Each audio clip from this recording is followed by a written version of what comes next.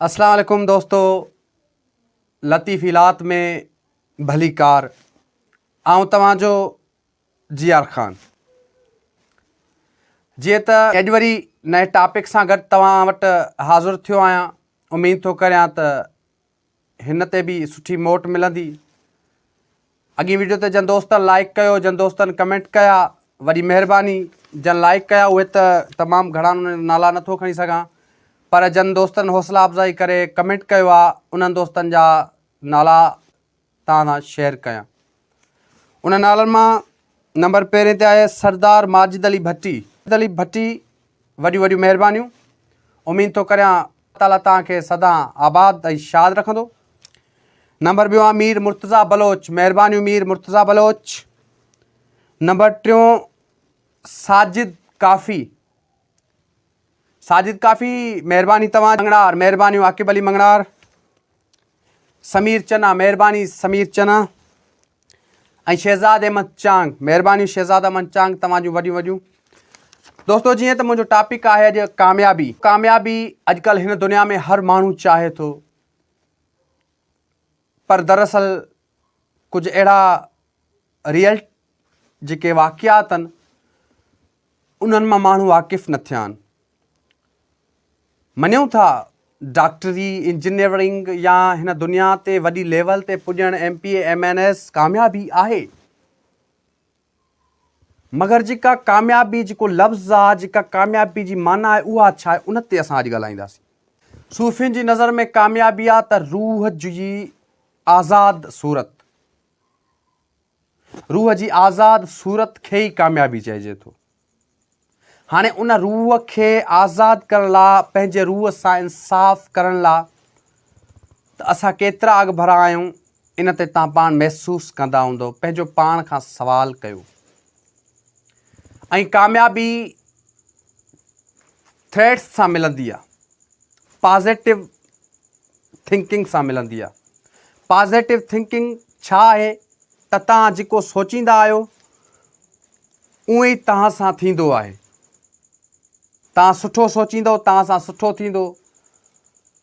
तव्हां ख़राबु सोचींदो, तव्हां सां ख़राबु थींदो। सो आऊं तव्हांखे विनती कंदुमि त कंहिं इंसान लाइ, सभु इंसान अलाह सां ई ख़लक़िया आहिनि, उन लाइ तव्हां बुरो कॾहिं बि न सोचो। कंहिं बि इंसान लाइ हमेशह पॉज़िटिव सोचींदा कयो।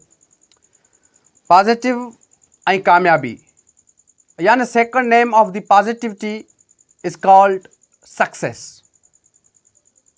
पॉज़िटिव थिंकिंग ई तव्हांखे उन मंज़िल ते पुॼाईंदी जेका तव्हां सोचो था। हाणे कामयाबी लाइ असांखे छा छा करणु घुरिजे? सभ खां पहिरियां त कामयाबी लाइ असांखे क़ुर्बानियूं ॾियणियूं पवंदियूं। जान जूं क़ुर्बानियूं, इल्म जूं क़ुर्बानियूं,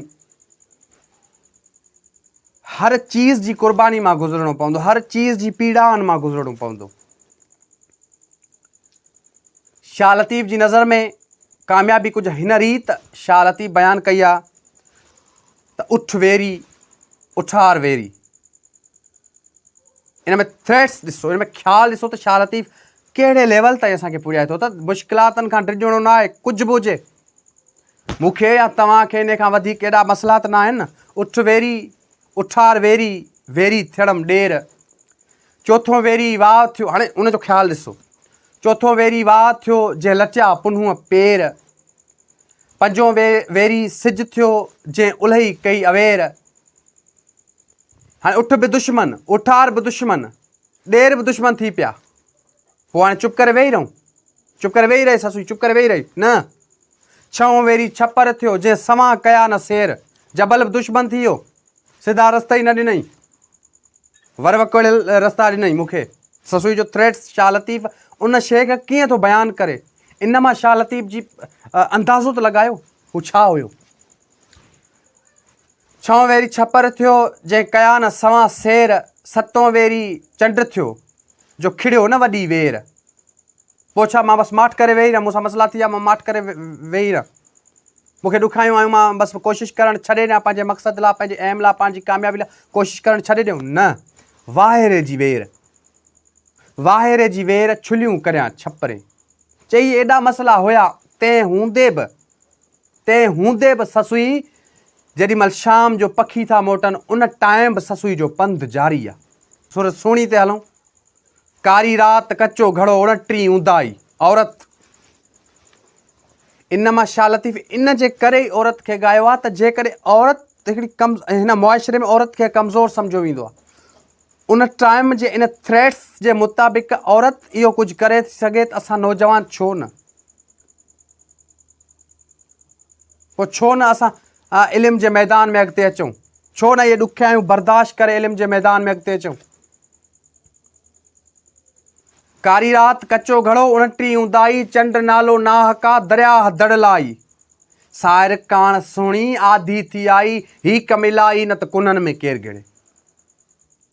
हाणे इन थ्रेड्स मां मालूम इहो थो थिए त तव्हां पॉज़िटिव सोचे करे महिनत कयो, अलाह तव्हां सां गॾु हूंदो। ऐं इन शइ जूं हदीसुनि मां क़ुरान मां बि इन शइ जी गवाही मिले थी त तव्हां मूं ॾांहुं 1 क़दम वधायो, मां तव्हां ॾांहुं 4 क़दम वधाईंदुमि। तव्हां कामयाबी जी तरफ़ अचो त सही। इन पैगाम खे लतीफ़ जे पैगाम खे क़ुरान में खणी हलूं त हई अलल सलाह हई अलल फलाह, इन जुमलनि जा मतिलबु, इन जुमलनि जी माना आहे अचो कामयाबी जी तरफ़, अचो छुटकारे जी तरफ़, ऐं असांखे ओॾांहुं वञिणो ई न आहे ऐं मंज़िल वॾी हुजणु खपे, ईअं ई कामयाबी हासिलु थींदी आहे। वरी अयाज़ शेख थो चए कामयाबी लाइ क़ुर्बानी। हुन कहिड़े रीति बयानु कई आहे त ए विंगस तुंहिंजा वार चङा पर उन ते मुंहिंजा आर चङा। ए विंगस तुंहिंजा वार चङा ऐं तंहिं ते मुंहिंजा आर चङा, मूं तन जी छांव बि माणी आहे, ही सारी धरती वाणी आहे।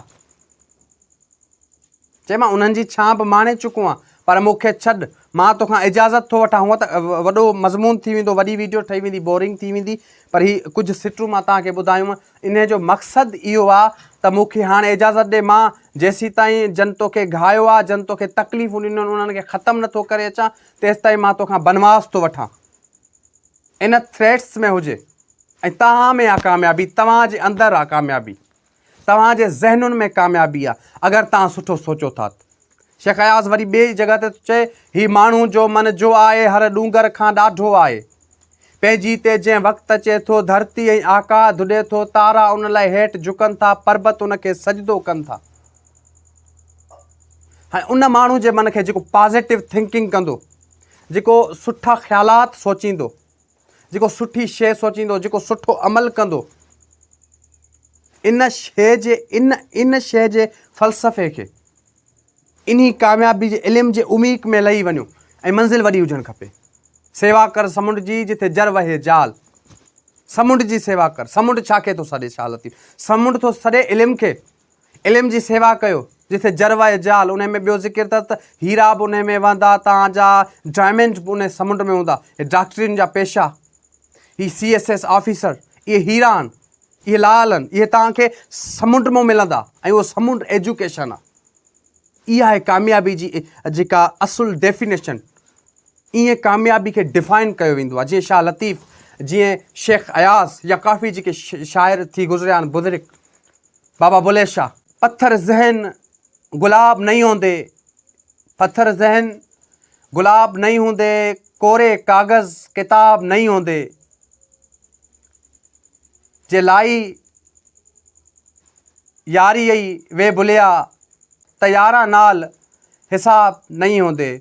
इन सां गॾु पंहिंजे GR ख़ान खे इजाज़त ॾींदा। वरी कंहिं नए टॉपिक सां गॾु, वरी कंहिं नई ॼाण सां गॾु, वरी कंहिं नई मालूमात सां गॾु तव्हां वटि ईंदासीं। तेसीं ताईं अल्लाह वाई।